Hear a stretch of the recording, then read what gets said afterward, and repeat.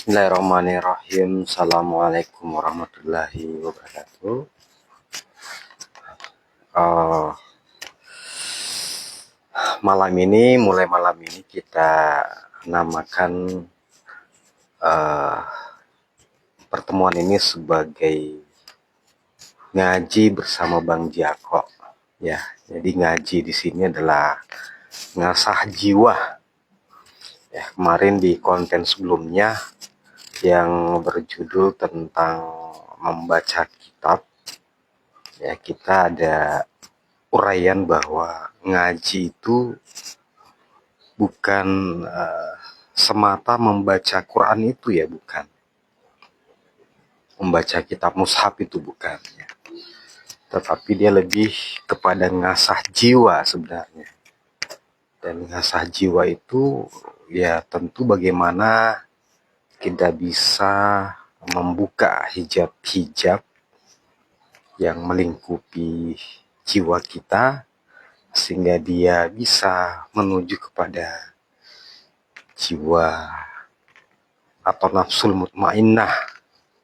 Karena pada dasarnya nafsul mutmainnah inilah yang terpanggil untuk masuk ke jannahnya, ya. Ya ayah Tuhan nafsul mutmainnah, irji ila rabbiki radiyatan mardiyah fadkhuli fi ibadi wadkhuli jannah. Ya, mulai dari jiwa lawakma, ya, jiwa yang penuh amarah, jiwa yang tidak tenang, menuju kepada jiwa yang tenang. Ya, tentu gimana caranya supaya kita bisa menuju ke sana, ya salah satunya kita senantiasa untuk mengasah jiwa kita. Itulah yang kita sebut sebagai ngaji, ya. Jadi mulai malam ini kita namakan ngaji bersama Bang Jakob. Ya tentunya di channel Jalan Kodim, ya. Jalan Kodim, jalan yang akan memandu kita menuju kepada pencerahan, pembebasan, dan keabadian. Baik pemirsa dimanapun Anda berada, bersyukur bagi yang bisa mengikuti kajian ini, ya, di malam ini sampai pada malam ini, karena ngaji ini akan kita usahakan terus kita lakukan setiap malam.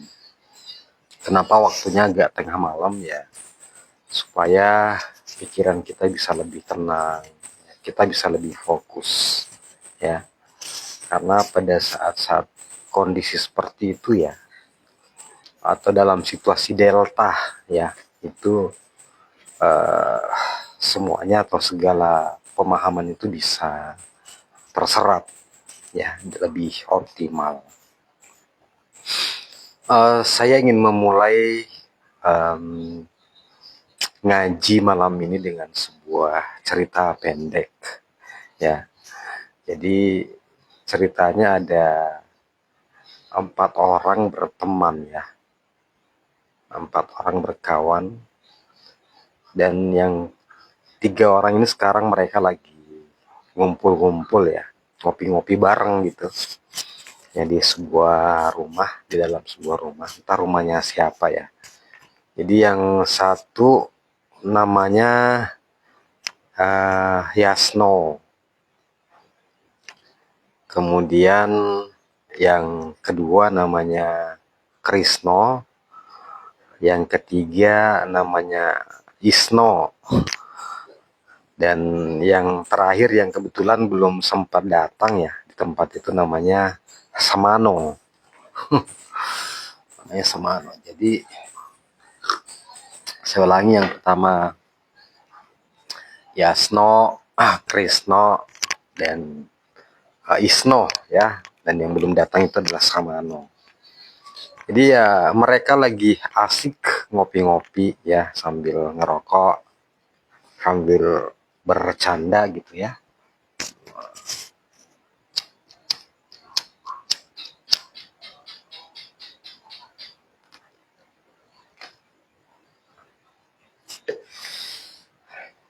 Entah sedang ngobrolin apa, ya. Pokoknya yang ngobrol macam-macam lah. Ya mereka ngobrol santai gitu ya di situ. Tiba-tiba kemudian dari kejauhan terdengar suara dentuman. Ya, terdengar suara dentuman. Jadi kayak ada semacam ledakan gitu ya. Tapi tidak jelas. Cuma mereka mendengarnya cukup lah ya untuk mereka uh, menganalisanya gitu. Nah, kemudian mereka bertiga ini mencoba untuk menduga kira-kira apa itu. Suara apa tadi itu ya. Nah, yang pertama si Yasno. Dia bilang bahwa wah itu kayaknya sepertinya ada meteor yang jatuh. Ya, jadi Yasno ini kemudian mengatakan bahwa berdasarkan literatur yang pernah dia baca bahwa suara-suara seperti itu adalah suara meteor yang jatuh ke bumi gitu. Jadi dengan berbagai macam teori dia kemukakan bahwa dia menyimpulkan bahwa itu adalah meteor yang jatuh itu.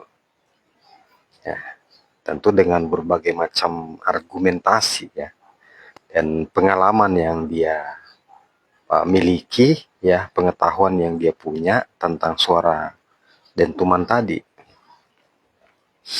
Nah, kemudian dibantah oleh si Krisno. Dia bilang masa ada meteor itu.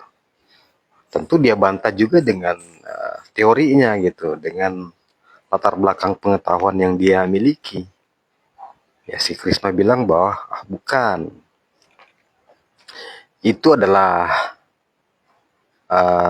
tabrakan itu. Jadi ada tabrakan kendaraan ya. Nah itu makanya suaranya seperti itu gitu. Jadi dia gambarkanlah ya teori yang dia pahami tentang sebuah benda yang mengalami tabrakan. Nah, tentu dengan literatur-literatur juga dia menggunakan dugaan tersebut ya, bahwa itu tabrakan karena ya seperti ini gitu ya. Sedetail mungkin dia menjelaskan itu. Nah, kemudian si Isno kemudian menimpali ya dan mengatakan bahwa kalian semua sudah keliru gitu ya. Itu tadi sangat jelas bahwa itu adalah suara pesawat yang jatuh di situ, makanya muncul suara seperti itu ya. Nah tentu dengan teori-teorinya yang lebih mutakhir ini si Isno menjelaskan bahwa seperti ini ya, kenapa itu adalah pesawat yang jatuh, karena berdasarkan pengalamannya dia ya, yang pernah apa yang dia baca tentang suara pesawat yang terjatuh, lah itu akhirnya kemudian dia menyimpulkan bahwa itu adalah pesawat yang jatuh itu ya. Nah mereka bertiga ini kemudian berdebat gitu dan saling masing-masing mempertahankan teorinya masing-masing ya, mempertahankan keyakinan masing-masing bahwa mereka lah yang paling benar gitu ya. Dan semakin mereka didebat, tentu mereka semakin kuat mempertahankan argumentasinya. Jadi dan tidak ada yang mau mengalah ya, karena mereka masing-masing memegang atas dasar apa yang mereka pahami dari literasi yang mereka baca serta informasi yang mereka dapatkan terkait apa yang mereka teorikan gitu, apa yang mereka simpulkan ya. Dan masing-masing kemudian merasa benar sendiri gitu ya, dan tidak ada yang mau mengalah. Ya, seperti itulah kemudian akhirnya di situ terjadi pertengkaran yang sangat hebat ya. Tidak ada yang mau mengalah, masing-masing mempertahankan pendapatnya gitu. Terjadi gontok-gontokan, malah kemudian terjadi saling menjelekkan, memojokkan ya. Jadi si Krisno memojokkan atau mengolok teori yang dikemukakan oleh si si Yasno. Masa hari gini ada meteor yang jatuh, gimana ceritanya gitu ya. Nah, terus kepada si Krisno dia mengatakan, masa ada tabrakan bisa sampai sekeras itu bunyinya gitu kan. Kalau tabrakan biasa mah ya kita nggak bakalan mendengarnya gitu. Di depan kita kan, jalan depan nggak ada yang tabrakan gitu. Nah, demikian pula sebaliknya ya. Si Krisno pun mengolok-olok argumentasi yang dikemukakan oleh si Isno gitu. Nah, kalau pesawat yang jatuh dong ya mestinya kan tidak sudah rame gitu ya. Nah, sudah muncul beritanya misalnya gitu. Ya, demikian pula kalau meteor yang jatuh itu pasti bakalan heboh gitu. Nah, ini kok nggak ada beritanya di ini sampai level nasional gitu ya. Nah, kalau tabrakan biasa kan ya kan nggak mungkin dimuat gitu. Jadi ya mungkin itu benar, itu adalah tabrakan biasa. Demikian pula si Yasno pun bertahan dengan teorinya bahwa ya memang walaupun belum diberitakan tapi itu adalah meteor yang jatuh. Ya, nah, akhirnya lama-lama kemudian mereka berdebat seperti itu, tiba-tiba ada yang mengetuk pintu. Tok tok tok, assalamualaikum. Oh, ternyata yang datang adalah Samano. Weh, lagi ngapain ini bro? Lagi pada ngopi ini tapi kok sedang bertengkar, ada apa gitu. Akhirnya ya mereka menceritakanlah kronologinya kenapa terjadi perdebatan. Wah, ternyata karena ada suara dentuman gitu ya. Pas mendengar itu kemudian si Samano tertawa terbahak-bahak. Kalian ini lucu sekali gitu ya. Emang kenapa harus berdebat begitu? Kenapa tidak langsung pergi lihat saja? Ya, jadi yang jatuh tadi itu bukan meteor, bro. Terus bukan karena ada tabrakan, dan juga bukan karena uh, ada pesawat yang jatuh. Lah, mereka bertiga kemudian melongo. Loh, emang apa? Apa tadi tuh ya ada suara dentuman itu?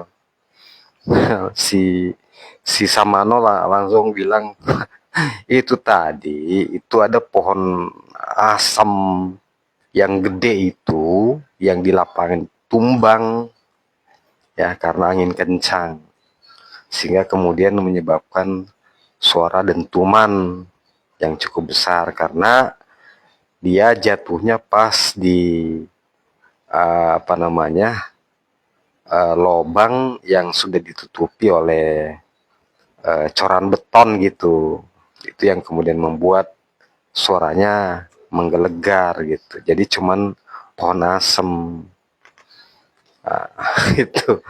Nah, terus ketiganya nggak mungkin bro. Masa begitu pohon asem aja suaranya kayak gitu. Jadi mereka pada nggak ada percaya.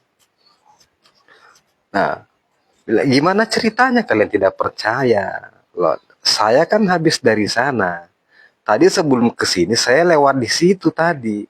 Dan saya melihat langsung, mengalami langsung. Jadi saya bisa mengatakan seperti itu gitu.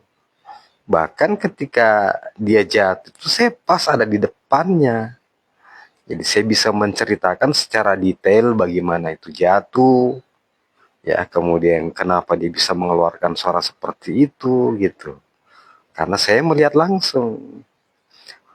Loh, kalian-kalian ini tidak melihatnya secara langsung ya, hanya mendengar sayup-sayup dari kejauhan, ya kemudian malah kalian menduga-duga, dan anehnya kalian bertahan dengan dugaan masing-masing. Ini gimana ceritanya? Jadi Samano tertawa terbahak-bahak gitu ya. Nah, itulah sekelumit cerita ya.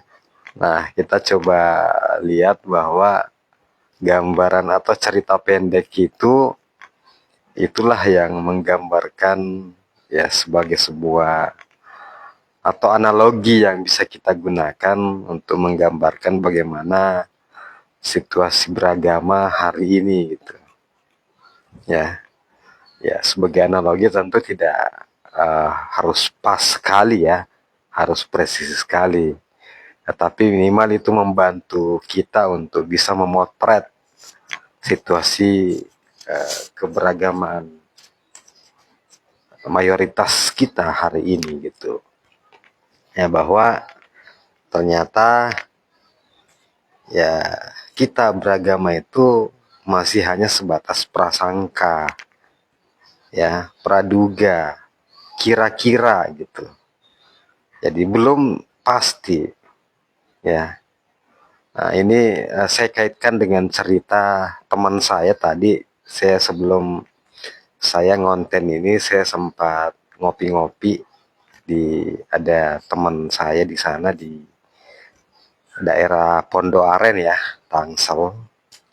Tadi dicerita ke saya bahwa dia dulu adalah seorang penganut agama yang sangat-sangat apa namanya ya, sangat rajin lah ya. Nah, pokoknya semua syariat-syariat itu dan semua pahala-pahala itu dia sudah uh, lakukan semua gitu ya. Nah, karena misalnya nih dalam Islam itu kan hitungan-hitungan pahala itu kan jelas ya, misalnya mengerjakan ini kita dapat sekian gitu ya, dan dia tidak ada yang dia lewatkan ya, mulai dari salat sunat, puasa sunat gitu, apalagi yang wajib-wajib gitu. Nah, jadi makanya dia sangat percaya diri ya bahwa pokoknya ya saya ini udah jaminan surga lah gitu ya, udah nggak diragukan gitu. Nah, ketika dia ketemu dengan salah seorang ustaz, dia tanya, Pak Ustadz, kira-kira dengan apa yang telah saya lakukan selama ini gitu ya, kira-kira apakah saya akan masuk surga gitu nanti. Pak Ustadznya bilang, insya Allah. Di jawabannya begitu, insya Allah gitu. Terus dia ketemu ustaz yang kedua, dia tanyakan hal yang sama, ustaz kedua pun menjawab, oh iya, insya Allah kamu akan masuk surga gitu. Gitu. Terus ada sampai 10 ustaz ya yang ditanyakan kiai dengan pertanyaan yang sama, ternyata semua jawabannya juga sama, insya Allah gitu. Nah, jadi insya Allah itu kan dalam persepsi kita hari ini itu adalah nggak ada kejelasan gitu. Karena insya Allah gitu, insya Allah pokoknya kau masuk. Jadi dia bilang, waduh, ini gimana ceritanya nih, padahal kalau saya sih dari hitungan-hitungan saya itu saya udah garansi gitu. Ternyata semua masih insya Allah gitu, tidak ada yang berani memberikan jaminan kepada saya gitu.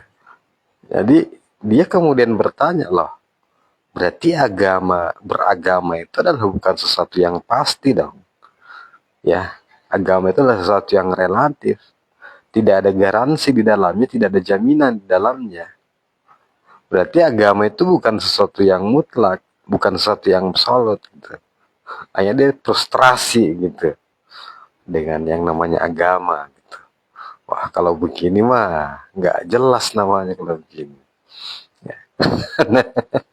Nah, itulah dua cerita yang memberikan potret kepada kita bahwa pemahaman kita tentang agama hari ini itu adalah sesuatu yang relatif, ya, sesuatu prasangka, sesuatu yang sifatnya dugaan, ya. Ya, benar kan? Salah satu hal yang sangat inti dalam agama itu adalah akhirat. Ya, dalam rukun iman sendiri, ya kita diharuskan untuk percaya kepada akhirat. Ya, hari akhir gitu. Banyak yang bilang juga hari pembalasan gitu. Nah, tetapi tidak ada sama sekali yang pernah membuktikan bahwa akhirat itu ada. Ya, tidak ada. Semua para penceramah, pendakwah, ulama-ulama, kiai, gus, ustadz yang mendakwahkan tentang agama hari ini itu semua mengatakan bahwa akhirat itu nanti. Ya, sama cerita teman saya tadi. Semua mengatakan insya Allah. Ya. Jadi semua kita bisa simpulkan semua masih mengira-ngira bahwa akhirat itu akan ada. Kenapa? Karena tidak ada satupun yang pernah membuktikannya. Nah, ini bukan cuma dalam Islam ya. Dalam agama-agama lain pun juga begitu. Para pendeta-pendetanya, para rahib-rahibnya, semua mengatakan bahwa nanti akan ada hari akhirat gitu. Ya, tapi mereka semua masih sebatas menduga gitu. Ya. Mereka semua yakin bahwa itu ada gitu. Tetapi tidak ada satupun yang berani mengatakan bahwa dia sudah pernah membuktikan. Nah, ini gimana? Ini kan lucu ya. Nah, makanya saya bilang samalah tadi potret dari cerita kita di awal itu. Ya. Ternyata semua pada menduga-duga. Semua pada berprasangka. Ya. Jadi agama hari ini yang dipahami oleh sebagian besar orang itu ternyata adalah agama yang sifatnya dugaan gitu. Ya. Jadi semua di dalamnya ya yang tentang Allah, tentang Rasul, tentang hari akhir, kesemuanya itu adalah hanya sebatas dugaan gitu. Hanya sebatas prasangka. Surga dan neraka itu adalah sebuah duga-dugaan aja. Bukan sesuatu yang pasti gitu. Jadi keberagaman kita hari ini itu hanyalah sebatas meyakini gitu. Ya. Meyakini atas dasar apa? Atas dasar dari membaca kitab, membaca mushaf, ya, kemudian mendengarkan ceramah dari para ulama yang menjadi panutannya, ya, ulama-ulama atau pendakwa-pendakwa yang populer, ya, pendakwa-pendakwa yang lulusan-lulusan kampus bergengsi, ya, kampus dari luar negeri. Ya. Jadi keyakinannya hanya sebatas itu gitu. Tapi ketika dikatakan apakah kamu pernah mengalaminya, apakah kamu pernah membuktikannya, tidak ada. Dan lucunya adalah tadi mirip dengan 3 orang tadi itu, ya, masing-masing mereka memperdebatkan gitu. Masing-masing mereka meyakini keyakinan masing-masing. Tetapi anehnya tidak ada satupun dari mereka yang pernah membuktikannya.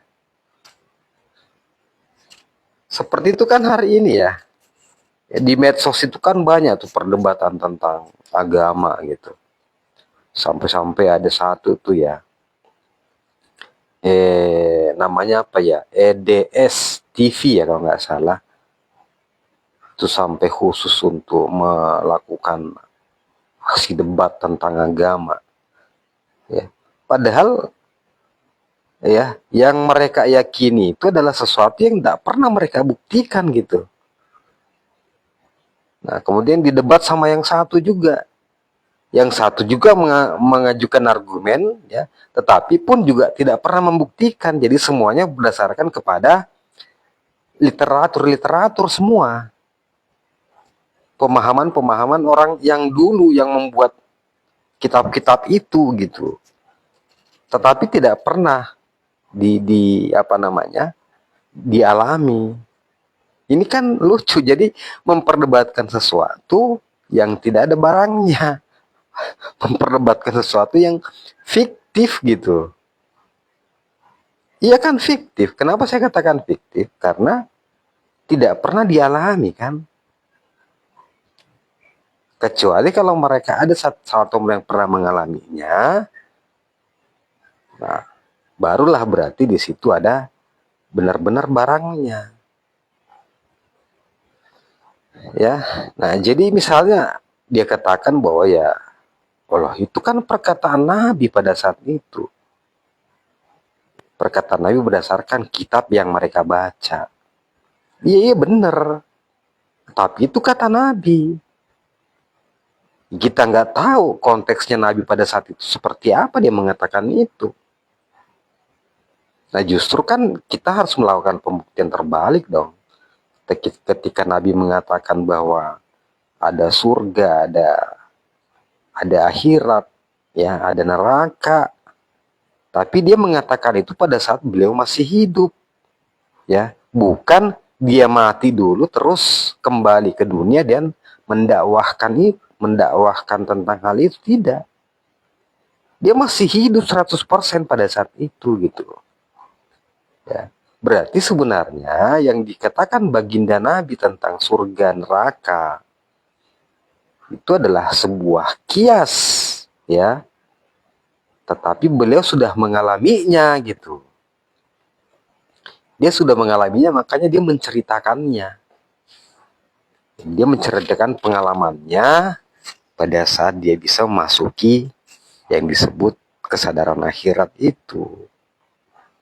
Dan dia menggambarkannya kemudian dalam bentuk kias gitu. Nah, itulah yang terjadi hari ini, bahwa kita beragama itu hanya sebatas prasangka, sebatas dugaan, sebatas kira-kira, dan sebatas kita mengikuti nenek moyang kita. Dan ini ada dalilnya, ada ayatnya loh, ya. Saya coba bacakan ya dalil-dalil yang apa namanya menunjukkan bahwa sebenarnya agama kita hari ini itu adalah sebatas dugaan gitu. Coba buka surat Yunus ayat 36. Dan kebanyakan mereka tidak mengikuti kecuali dugaan, atau dalam bahasa Arab disebut zan. Sesungguhnya dugaan itu tidak berguna sedikit pun terhadap kebenaran. Nah, kemudian di surat Al-An'am ayat 116. Dan jika kamu menuruti kebanyakan orang, ya, di muka bumi ini, niscaya mereka akan menyesatkanmu dari jalan Allah. Mereka tidak lain hanyalah mengikuti persangkaan, dan mereka hanyalah mengira-ngira. Nah, kemudian di Al-Baqarah 170, kebanyakan mereka tidak mengikuti ketika ada seruan kepada Allah, karena mereka mengikuti nenek moyang mereka. Sementara nenek moyangnya itu tidak mendapatkan petunjuk.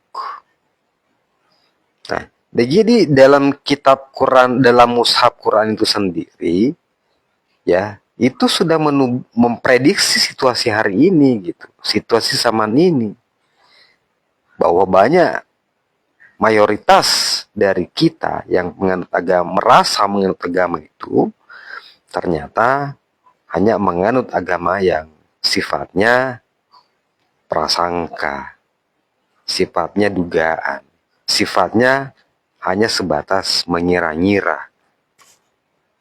Itu. Ya, jadi maksud saya adalah dengan kita mentadaburi mushaf Quran itu kita menemukan fakta-fakta yang seperti itu. Ya, itu karena yang bilang itu adalah Quran, itu bukan saya. Ya.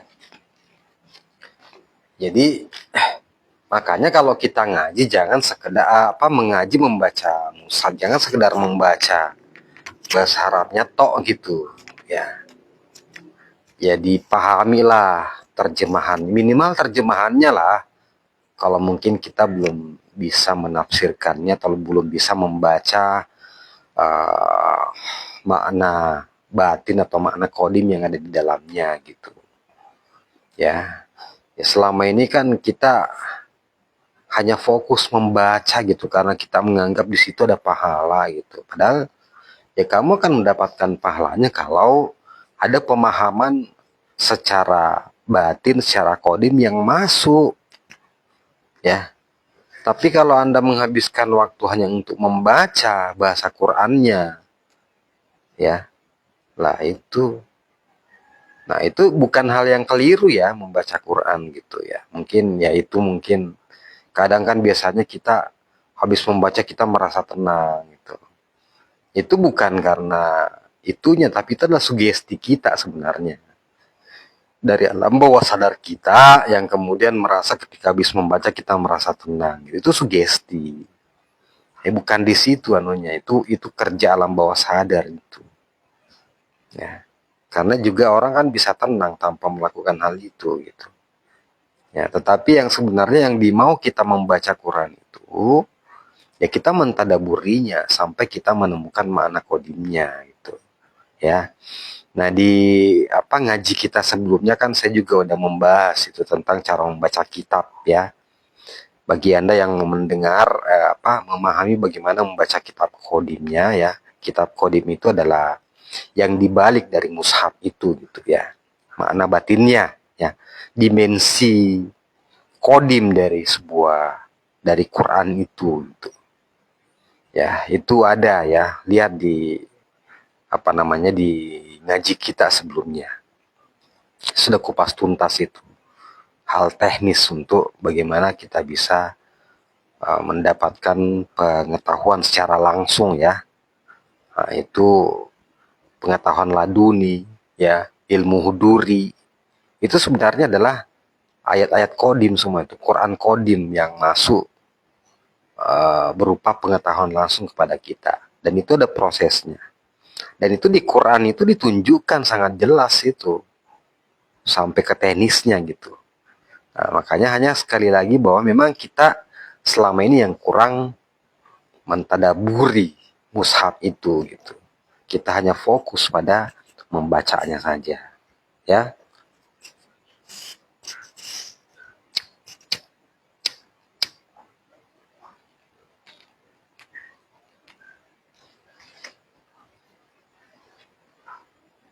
Oke. Nah, berarti kalau misalnya dikatakan bahwa agama itu adalah bukan perkiraan, ya.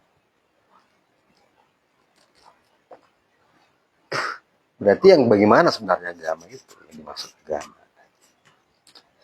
Kita coba melihat definisi secara sederhana tentang agama.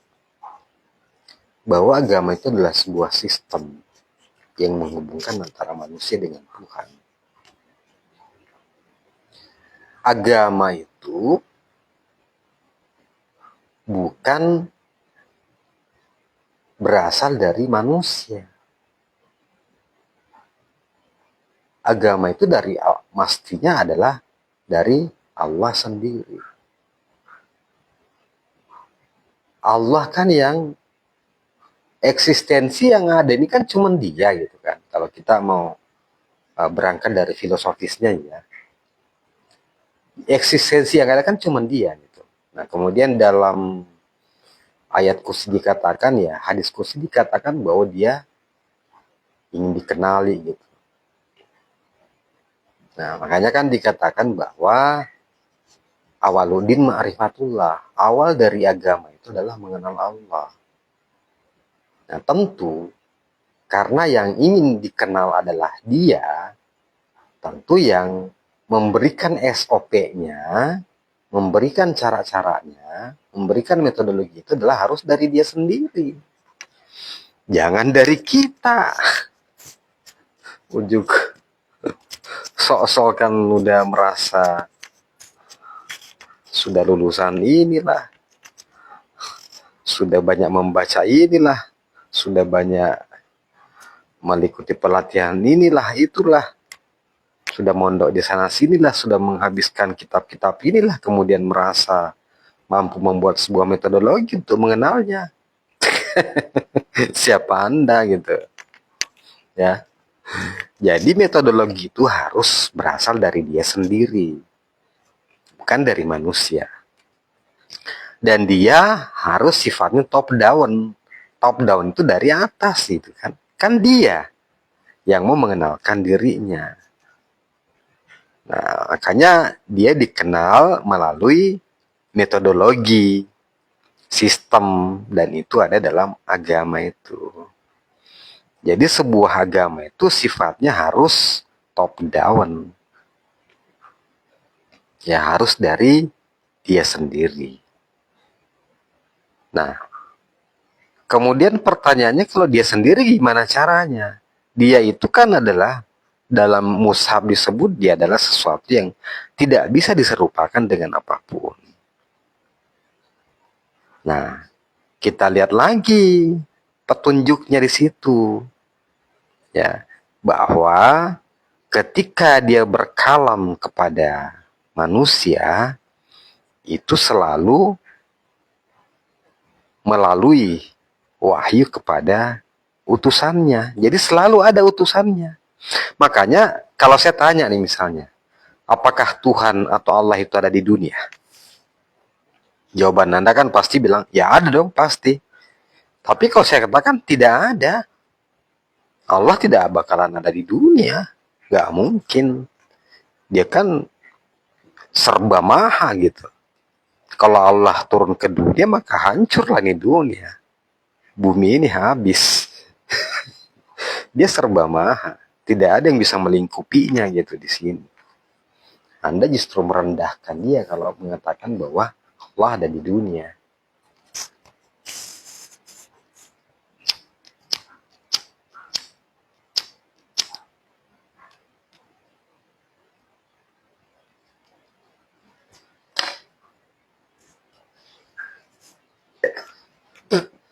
Loh, kalau Allah nggak di dunia gimana dong? Iya, makanya kan dia mengutus utusannya. Nah, lihat aja tuh. Kata-kata Allah di mushaf itu selalu bersanding dengan utusannya Rasul gitu. Allah dan Rasul. Ya bahkan di syahadat pun seperti itu kan. Nggak ada syahadat, cuman ada Allah.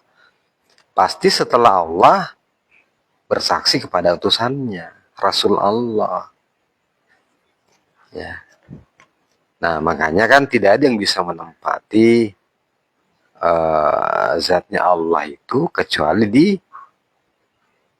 kalbu orang mukmin. Ya. Nah itu, jadi harus selalu ada utusannya. Ya, Allah. Nah, makanya ya kayak nabi-nabi seperti Nabi Musa, Nabi Isa, Nabi Muhammad. Mereka semua adalah utusannya dan mereka itu adalah manusia biasa kok.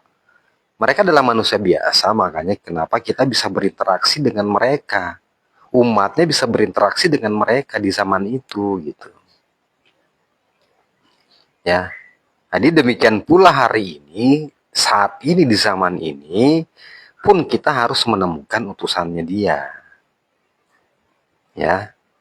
Nah, dengan kita menemui utusannya itu, disitulah kemudian kita bisa mengetahui bagaimana cara berhubungan dengan Allah.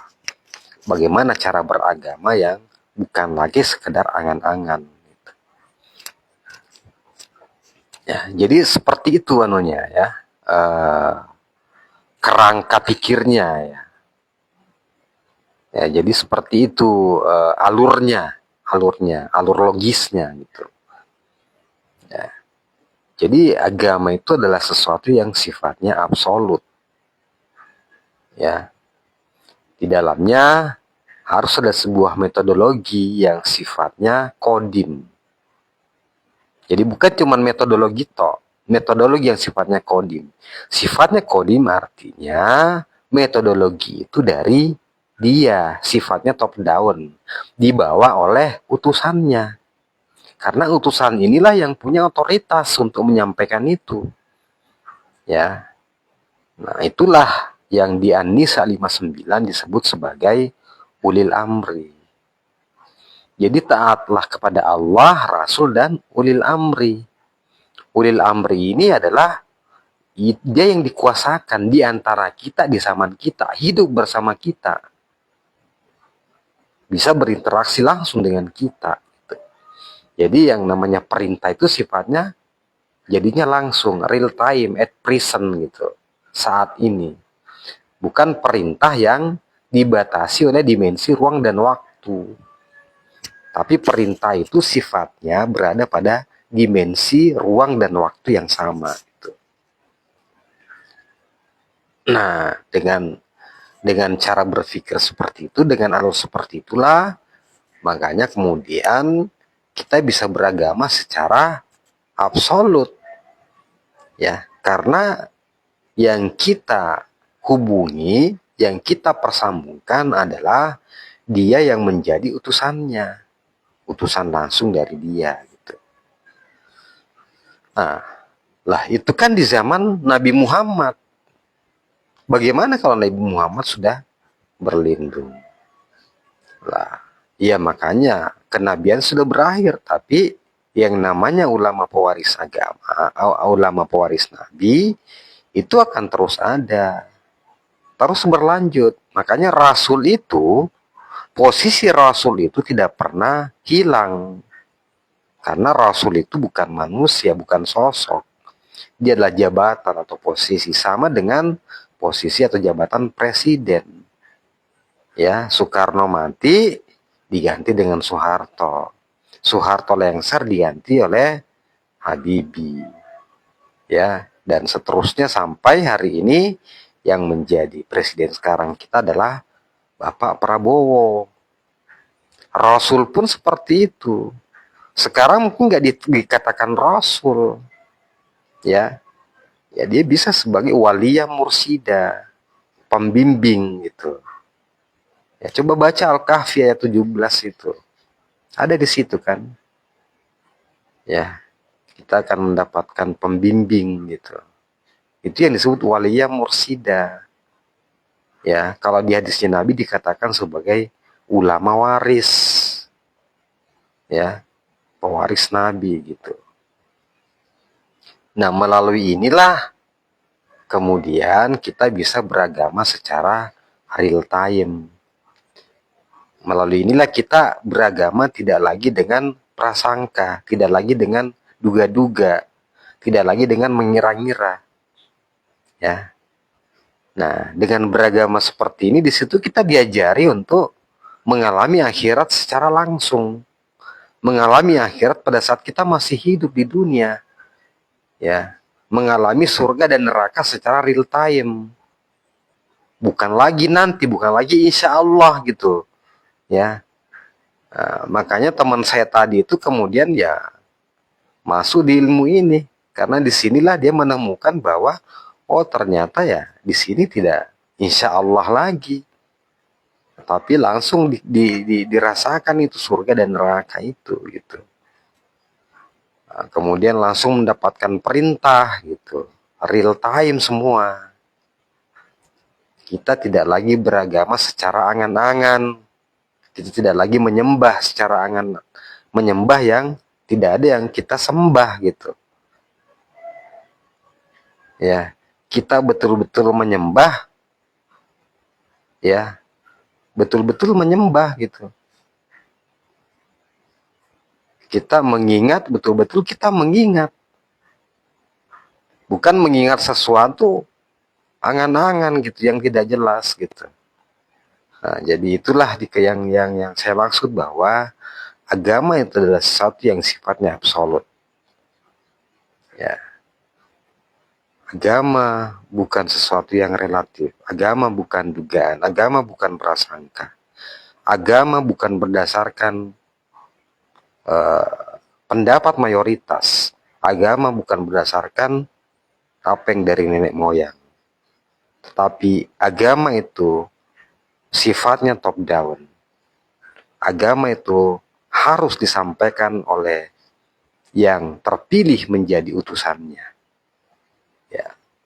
Dan kita tidak bisa mengingkari itu gitu.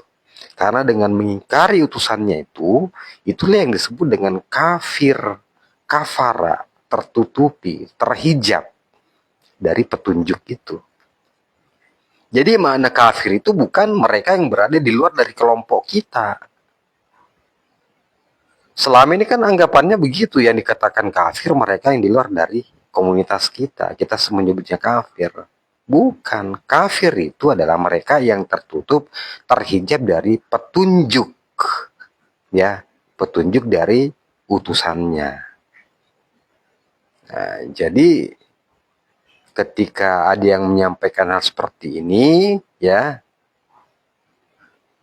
dan itu langsung dari utusannya, kemudian kita menolaknya, kita kafir. Nah, pasti kan kita mengatakan bahwa ya, bagaimana cara membuktikannya bahwa itu betul-betul utusan dari dia. Ya.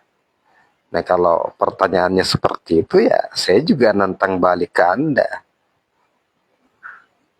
Ya. Ayo mari kita buktikan sama-sama. Ya, kalau kami sudah membuktikannya, kami sudah mengalaminya, makanya kami dengan percaya diri menyampaikannya. Ya, di luaran sana Anda semua menyampaikan sesuatu yang Anda tidak pernah mengalami gitu. Ya, berarti kan ya secara kasar saya bisa katakan Anda sebagai pendusta, menyampaikan sesuatu yang Anda tidak pernah mengalami. Akhirat itu begini, begini, begini. Alam barzah itu begini, begini. Emang Anda pernah mengalaminya? Ya, Anda mengatakan Rasul sudah mati. Lah itu kan menyesatkan orang banyak. Itu artinya Anda memutus hubungan manusia dengan Tuhan kalau mengatakan seperti itu. Anda mengatakan akhirat itu nanti, padahal baginda Nabi di Mus'hafnya ternyata mengatakan dia melewati surga neraka itu pada saat proses Mi'rajnya. Berarti baginda Nabi mengalami prosesi akhirat itu pada saat masih hidup. Karena dia menceritakannya ketika beliau masih hidup. Berarti ada sebuah metodologi bagaimana bisa mengalami akhirat itu walaupun kita masih hidup. Nah, tentu mereka yang sudah melewati itu, itulah yang punya kapasitas untuk bisa menceritakan itu. Karena mereka sudah mengalami. Ini parahnya semua umat-umat itu lebih senang untuk didongengkan. Ya, makanya ya jangan heran saat ini para penceramah-penceramah agama itu yang laku adalah yang pertama, tentu mereka punya retorika yang bagus. Ya, punya retorika yang bagus ya, kemudian dia memahami yang namanya komunikasi publik gitu. Ya, dia punya penyampaian sangat sistematis. Kan ada ilmunya itu, ilmu retorika itu kan. Ya, kalau di di kampus-kampus yang mempelajari sosiologi kan itu pasti diajarkan itu ilmu retorika itu. Ya, kemudian ya mereka yang bisa memotivasi gitu kan. Nah, makanya dia motivator. Kemudian yang ketiga ya mereka yang bisa melucu gitu. Ya, itulah, dan sedikit dipoles dengan pintar bahasa Arab, hafal-hafal hadis. Itulah yang kemudian laku gitu. Nah, padahal intinya adalah yang mestinya berbicara tentang atau menyampaikan ilmu agama itu adalah mereka yang sudah mengalami gitu. Mengalami langsung. Karena mereka adalah pelaku, jadi yang mereka ceritakan adalah pengalaman mereka. Sama tadi di awal cerita, yang namanya Samano itu adalah ya tadi dia sudah mengalami dan dia melihat langsung bahwa bunyi tadi itu adalah berasal dari jatuhnya, tumbangnya pohon asem di lapangan dan dia melihat sendiri.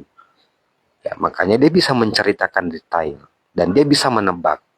Jadi dia kemudian untuk membuktikan bahwa itu betul-betul, Samano tinggal mengajak ketiga temannya tadi, ayo kita buktikan gitu. Berani nggak kau buktikan sama-sama saya? Ya, saya tahu di mana tempatnya, kayak saya pernah ke sana. Sini saya ajak kamu untuk melihat secara langsung. Ya, nah mestinya seperti itulah metodologi dalam menyampaikan ilmu agama. Kita baru bisa menyampaikannya ketika kita sudah mengalaminya. Tetap station di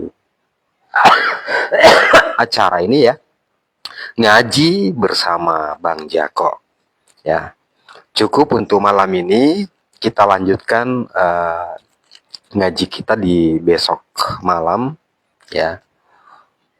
Tetap di jam dan waktu yang sama ya, hampir kurang lebih seperti yang seperti ini gitu. Oke, saya akhiri dengan ucapan Assalamualaikum warahmatullahi wabarakatuh.